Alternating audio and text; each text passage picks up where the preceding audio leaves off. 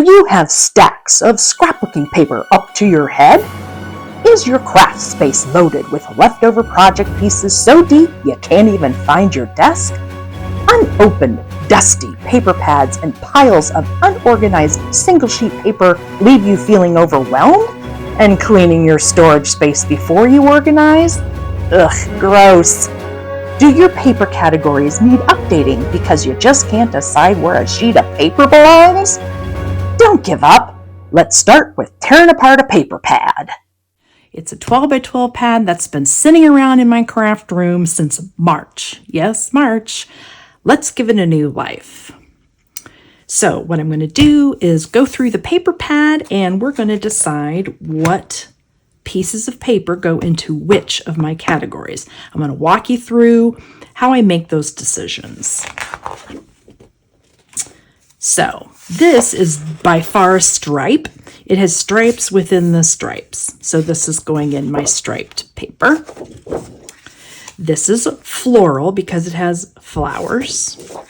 That's going into my floral. This is the paper that drew me to this paper pad. I just love all the colors and the shapes of this. It's just very intriguing. It'd be a great starter paper for a page kit because it's multicolor. But this will go into my geometric because it does kind of lend itself to a shape, kind of an oval. So this will go in my geometric. Will go into my geometric. Now this one is squares and triangles. You can't get more geometric than that. This one, even though it's curvy and does have a stripe to it, if I were looking for something like this, I would go to my geometric, as would this. Even though they are a different color scheme, they're still geometric. Oh, here's another blue one.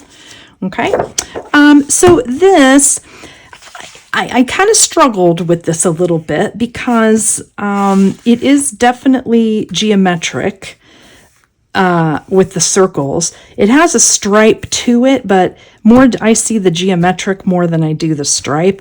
However, when I look at this, I think of records, like albums, vinyl records. For those of you that don't know what a vinyl record is, go ask your parent. I'm going to put this in my home, family, school, and sports category just because I would listen to records at home. I could put this in geometric because they are kind of a shape, but I think I would look for something like this as a starburst or a sunburst. Nature, outdoors, and animals. So that's where I'm going to put that. These are stars, again, outdoors. So I'm going to put this in my, now you could maybe, because a star might be a shape, you can think geometrical too, but if I'm looking specifically for a star like this, I'm going to look at my outdoor nature and animals. Now this could be two different things. It looks kind of like a watercolor, but it could, depending on the color, like I know I've got a couple of these. This could remind you of water. This could remind you of sand. This could remind you of a meadow or grass. So it just kind of depends on what you would think. Now, if I was looking for these, I'm going to put these in my watercolor, but I'm probably going to put this blue and maybe even the aqua that's beneath it in my travel beach water, food, and beverage category, because to me, I would probably use these two colors more for water. Ta-da! I made some page kits from it. This paper pack really inspired me. I love the color scheme. It's great for outdoors, hiking, camping. It's a very natural color palette. Sunset, water, grass, trees. So I use this color scheme quite a bit. Now, why do I have this plastic bag here? Well, I wanted to show you what I store my page kits in. There are these plastic Ziploc baggies, and you can get them on Amazon. You just type in 12 by 12 scrapbooking Ziploc. I believe these are 13 by 13. They're actually, I think they're 13 by 16 or 15, 13 by 15. I would suggest taking your hole punch and punching a hole in it. That way when you zip it, you can squeeze all the air out of it. It just makes it easier for filing. Okay, so we're going to go through quickly these page kits and how I put page kits together. Pick out a starter piece, and I like to find one that's got multiple colors in it. That way I have different colors to draw off of, as well as making it not a really small print, but a larger printed paper. So let's see what I added in here. Oh, I've got those gold stars. That brings out the orange in these florals. Plus, it's a smaller print rather than this larger scale print. So it's going to complement this larger print a lot better. Then I brought in a Geometric that has the color scheme. So it definitely, this one has this coral color, and then it also has the orange, but now we're bringing in a third color with the peach. This yellow is kind of an accent color, but believe it or not, the stars, this orange and the orange in the florals all match. So that's how it coordinates down the road. I brought in this wavy, stripy. What that's going to do is give it a little bit of direction. It can put some direction on your page. It can also bring some movement because of the wavy lines. So that's another reason I chose that paper. And last but not least, just one of those watercolor papers, just to kind of tie in this peachy color that's in the background. Put this in the bag very simply, and then zip it shut. And I don't have a hole in this one, but once I zip it shut, then I just pull all the air out of it. I told you I liked this kit for this particular piece of paper. It's got all the colors that are in the paper pad, and it's a very bold and interesting paper. So, which is why I chose it for a page kit. So let's see what I matched it with. There is a dark turquoise watercolor, which tones that down quite a bit, which is great. I added a multicolor stripe. Again, you can use it, since this is vertical, I would probably use this sideways like this. So it, again, just brings some, this will bring movement up and down. This will bring movement sideways. So you could put a vertical or a horizontal piece under here and put your photos on it, kind of like a shelf. Then I added this Geometric. Now this is just 4 pieces, but this one I just added a more solid Geometric, bring some white and this peachy color to kind of tone down this busy pattern. So that's a really nice kit. I like that kit. You may see this in the future. This one was one of the first ones that I decided I'm going to tear this down, I'm going to tear it apart, and I'm going to make page kits out of it. I'm just going to go through every piece of paper, and we are going to make quick, competent decisions as to where our papers are going to go into my categories. We're going to start with these really cute pumpkins. This could easily go into seasonal. My Flora plants and vegetation. Think about how you would use a piece of paper like this and put it into the category that you would look for this piece of paper in. This I would put in my wallpaper ornate vintage. This would be put in my fall because it says thankful. Although there are leaves, so it could go in Flora plants and vegetation, the fact that it says thankful gears me more towards Thanksgiving and fall. Plaids, stripes, and gingham.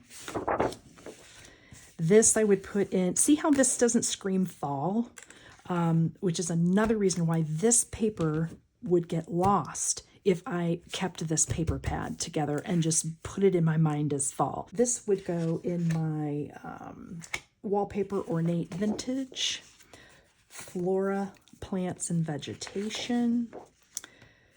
This could go either way.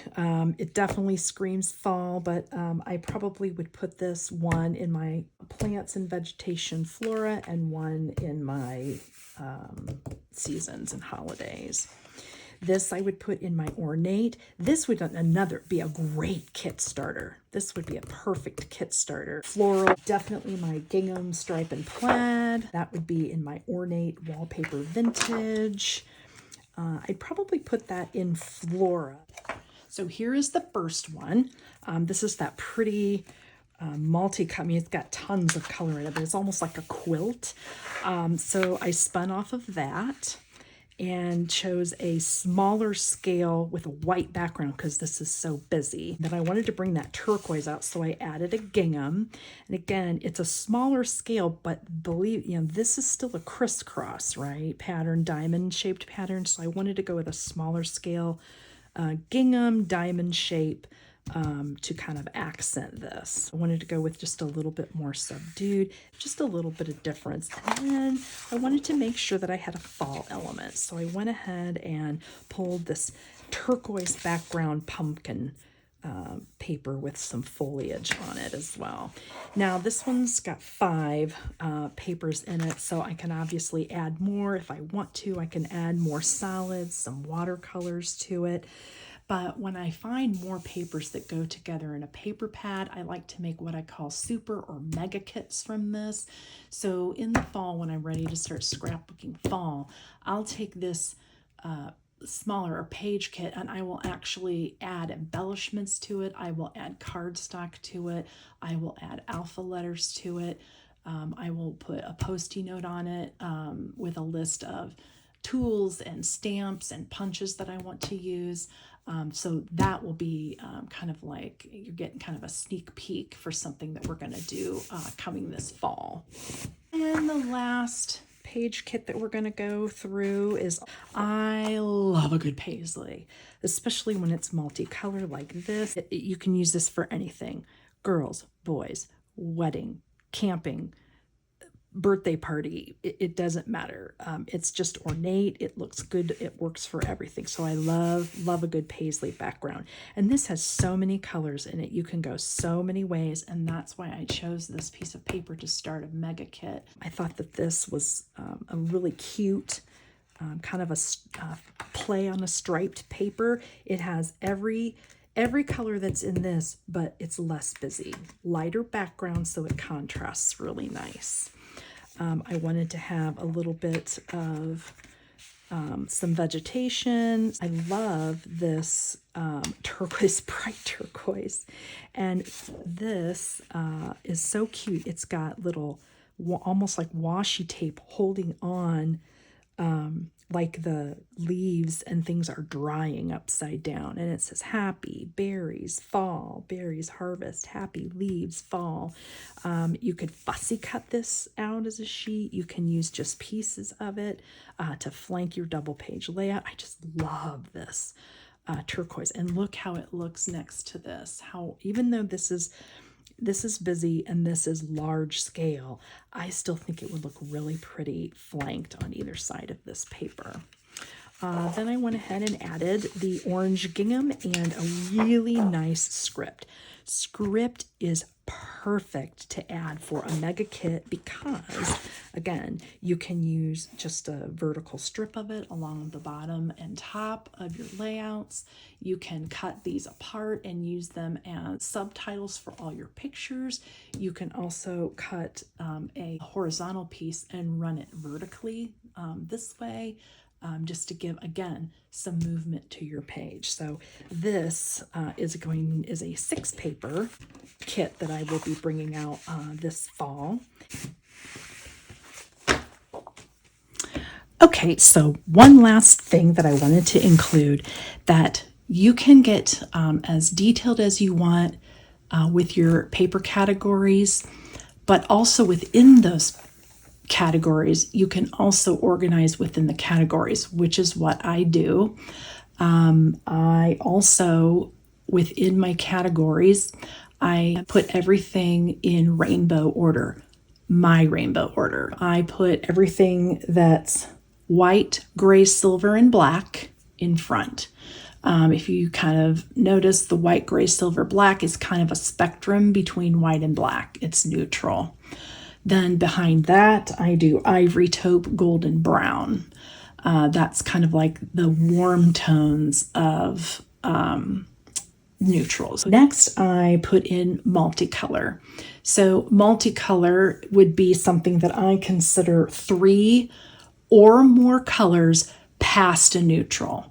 So in other words, this would be considered a multicolor because the background is neutral, but it has navy, orange, mint, turquoise. We're already past 3+. This would be considered a multicolor because it has a neutral background, but it has coral, orange, and peach. That's 3 or more. So if there's 3 or more, I put it in my multicolor. So this piece of paper, if it were being filed away, would go in my geometric polka dot category, and I would file it in with the multicolor. Now, I probably could get away with filing it in the orange because the orange for me covers peach, coral to rust. Then after multicolor, I do pink, red, orange, yellow, green. I do separate out teal and turquoise, but I do keep those 2 together.